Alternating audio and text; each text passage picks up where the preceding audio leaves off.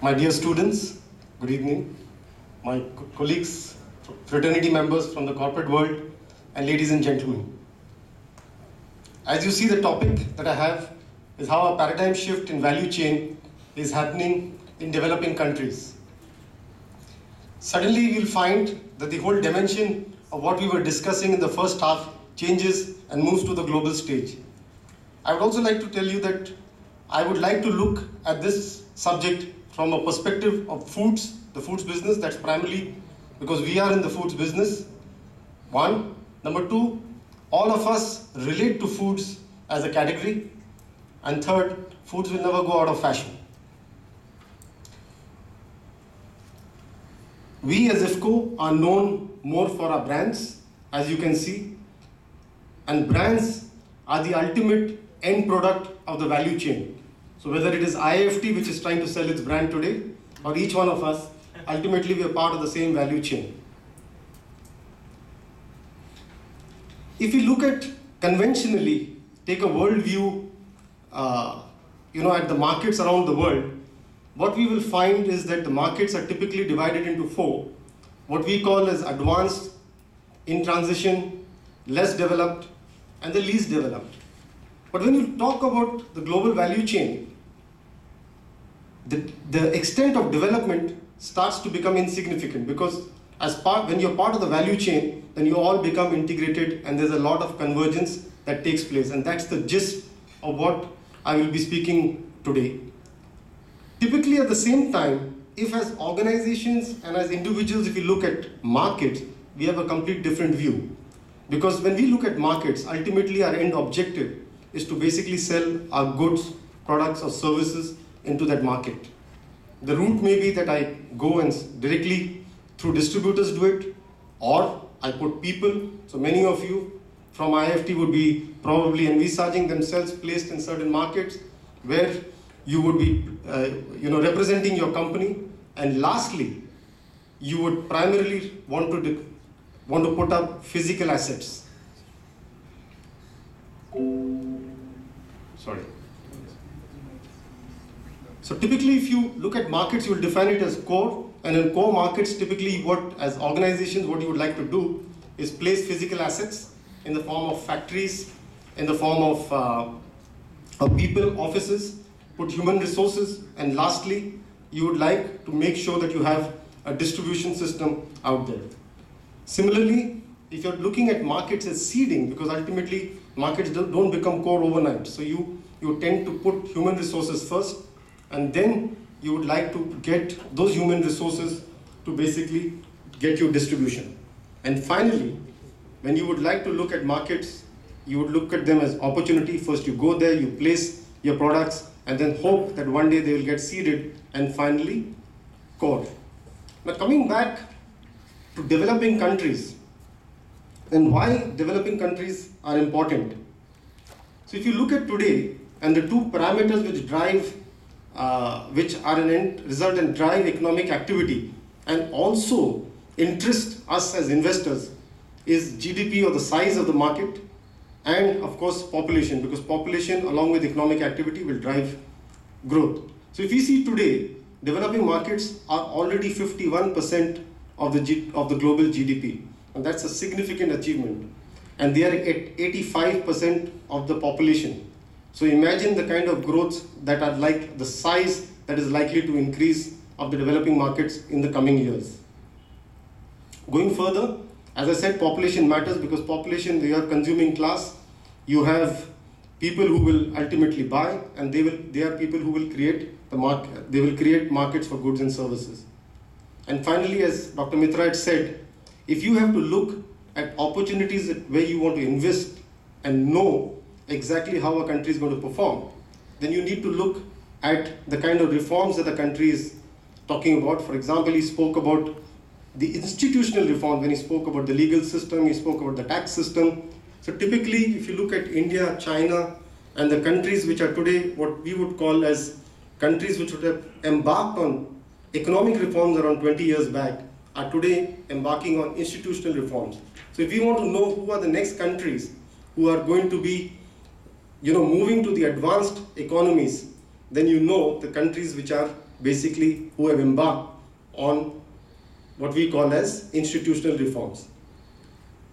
Coming back to the subject of value chain, having established now the importance of a developing country, each one of us has a view of what a value chain is. In our view, and especially when we look at it as a food organization, and I don't think our friends in the oil and gas or our friends in metals would look at it differently. Value chain, according to us, is an integrated model where you take resources, you source raw material. The raw material could be either grains, it could be crude oil, it could be cocoa. You then basically add value to it, either by processing it, packing it, and then branding it, and making sure that you sell it to the end user. So this entire chain is what we refer to, or what will be referred to as part of my presentation as the value chain. But significantly, what's important in the value chain are two elements. Where value is created in the value chain. There are two ways in which value is created. One is basically when you reduce the cost to serve, and second is when you increase the willingness to pay. So how do we reduce the cost to serve? Typically, organizations would basically make sure that they do strategic sourcing. They source from right places at the right time. They would have very cost-efficient supply chain systems, inbound and outbound logistics, and very strong manufacturing systems to ensure that they keep the cost down if they need to remain competitive in the global supply chain world. Similarly, for increasing the willingness to pay, organizations typically try to move from products to solutions, because that's exactly why a consumer would want to pay more. They create an emotional reason, they create convenience. So if you look at small packs, if you look at smartphones, they're basically selling convenience. So when you create convenience, you are basically making sure that the consumer is willing to pay more, and that's where you extract value from the chain. So if you were to look at both the developing countries and look at the value chains, how does the paradigm get established? The paradigm gets established with the economic activities. The economic activity is what is making developing countries very important, and that's one of the reasons why we are discussing developing countries as here. Because of sheer economic activity and the fact that population growth is taking place, the needs and demands in the developing countries are growing. So that's one of the reasons why organizations and as individuals we would like to be associated as developing countries. So today when India is being talked about as an important destination, it is primarily because the world sees two things happening. There's population growth, there's young population, there's economic activity in the form of reforms and investment that is going in, which drives people to look at that, and that's why they're part of the paradigm. And as we see that when economic activities happen, typically the cost of local resources also gets reduced. So many of our friends here would know that today a lot of cereals and grains have started getting exported out of India. At one stage, India couldn't compete in the grains market. Similarly, that's the case for a lot of other raw materials. It's primarily when strong economic activity happens, efficiencies come in, and then the country starts becoming competitiveness. And I think one of the slides that was shown earlier in terms of the competitiveness of the country, that's primarily because of sheer economic activity that is happening there. And for companies, it is very important that those who have worked and done business in advanced economies, they just need to adapt and replicate successful models in India. Because as I mentioned, there is a huge convergence that is taking place between the advanced economies and the developing economies. So you don't necessarily need to recreate your strategies for developing economies. I think in return, developing economies demand two things. They demand self-sufficiency. So today, if you take India for example, you'll have all the car brands of the world finally producing in India. So the maximum localization that is taking place. It's not only cost, but at the end of it, they realize that a country will strive for self-sufficiency. So it is better to be proactive, to be there. And lastly, it is also towards sustainability, because irrespective of which country of the world that you are, you have to care for the environment, you have to care for society. So sustainability is going to be an important element in every value chain paradigm that we will see. And finally, in terms of where the supply chain dynamics come in, the complexity come in, I've just given you an example of just farms and how from 500 million farms around the world, then you have to move products and services to 7 billion people. So you can imagine the kind of dynamics that the whole supply chain or the value chain system creates. So what is the shift that is taking place? If all this is happening, this is the paradigm, what's the shift that is taking place? One thing for sure, and I think one of the reasons why, as the Consul General spoke today, the Make in India buzzword has come about, is because we realize that at the end of it, there is a whole trade imbalance that is taking place. There's a balance of trade deficit. So the only way that you can possibly cover that is basically also by exporting. So there will be a lot of two-way activity that we will see, even from the smallest of countries, whether if you look at in the region, even countries like Saudi Arabia have now started insisting on local manufacturing, so that there's a two-way process. Subsidies will gradually reduce because subsidies leads to inefficiencies. Resources will have to be redeployed. And every country in the world, including in the GCC, subsidies have now started getting reduced gradually. Finally, there's going to be rapid technology deployment, even in countries like India, where the Aadhaar card is the latest instance of how technology is getting deployed, and information access is going to be open to everybody. In this part of the world, e-governance is the order of the day. So on the technological forefront, they're already ahead. There will be fight for resources. You will see, a lot of us have seen that whenever there is a shortage of onions, exports get banned, pulses are already banned. If you look at Russia, if there's some problem that happens, the resources start to get constrained in that country. Similarly, Australia, they decide whether they want to sell uranium to certain countries, rare earths to certain countries. So this is something, there will be fight for resources, including water. Another important element which is significant for us and as students, I think it's important from your point of view, is that the face of retail is going to change. So from millions of mom and pop and kirana stores, we will see a massive consolidation happening because that is good for the value chain. There may be certain political, background or compulsions which may today be forcing the government not to look at that, but typically if that is something that is its time is going to come. So for us, we need to be ready because for that, not only has your global supply chain to be efficient, but it also increases the negotiation power of the buyer. There's an aspirational middle class that is emerging in every country. So first we spoke only about the rich and poor divide in most of the countries. There is a shift that is taking place, and where we will see that there is an aspirational middle class even today in countries like China, which first had only the rich and the poor. Countries like Pakistan. So it was always there in India, it was very fashionable. We spoke about 300 million, we spoke about 400 million, but gradually it is happening all across the world. And finally, segmentation is going to be a key driver. We cannot marry every girl at the disco. So we will have to pick and choose where we want to operate, ensure that we have mass segmentation or mass customization. At IFCO, and just to give you a quick flavor, operating across the value chain or the value is a critical generic strategy decision that we have taken. So both horizontal value chain, as you can see, I've just put an example of how, if you look at our edible oil business, and on the horizontal value chain, we follow what we call a generic strategy of farm to the fork. So right from origin to the consumer. Origin means we source our crude palm oil through a joint venture with one of the world's largest plantation company, which is Felda. So we have an arrangement with them, we have people there.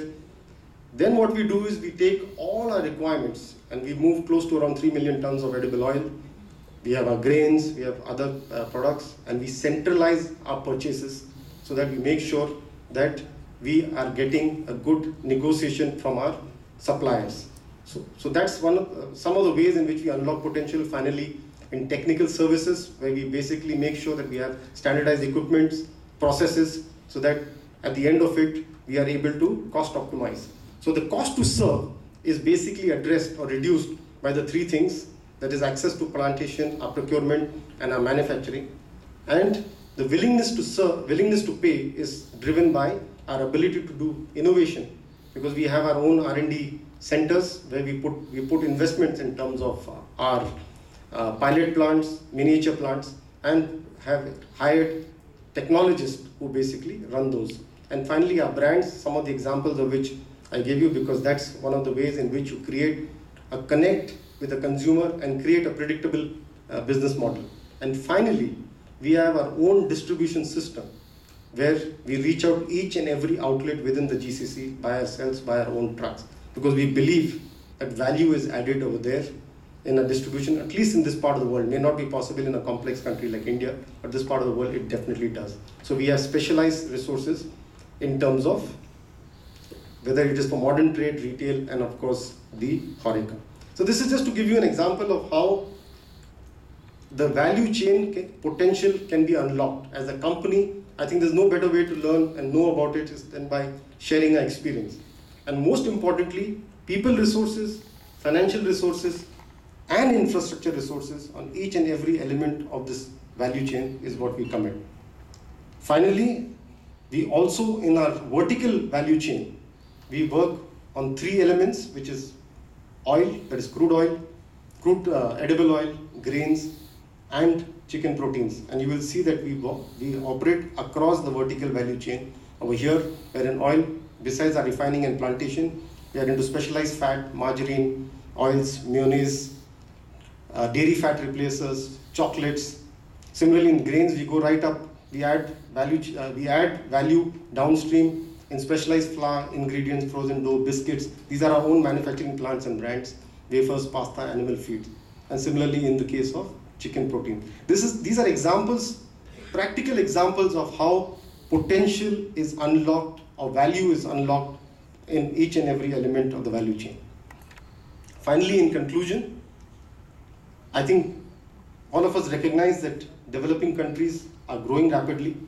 They are getting more sophisticated. So as individuals, those who look at working in developing countries, and as investors, we know that it's a long-term bet. We have to take a long-term view of the country. Presence in vertical and horizontal integration adds a sustainable strategic edge. Now it depends on us, where do we want to play. Finally, speed, flexibility, and specialization are important elements. This is something that we cannot miss out on. Artificial trade barriers and protectionism is expected due to the imbalance. This is something that we are seeing. We need to be continuously high on the technology curve, which will force countries to basically accept products and services from us. And finally, each and every organization's response needs to be suited to their intent and strength. So the only thing that I can say, that we live what we talk. If you look at our journey when we started in 1975, we've recognized that the paradigm is continuously shifting. We have been sensitive to the shift in the paradigm and have altered our strategy and our approach accordingly. So right from 1975 to as we are now present in 10 countries to 30 manufacturing units and 35 offices across the world, pay attention to the shifting paradigms across the world. Thank you very much.